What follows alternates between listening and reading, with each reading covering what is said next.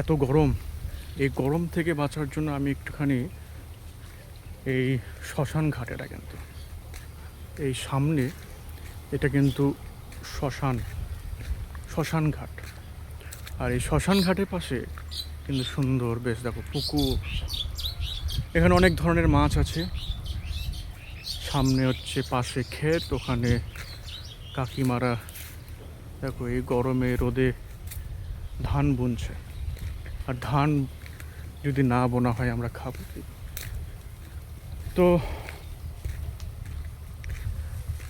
খাবার কিছু থাকবে না, তাই সেটাও দরকার। আর মাছগুলো কিন্তু লাফাচ্ছে একদম, এত সুন্দর লাফাচ্ছে না।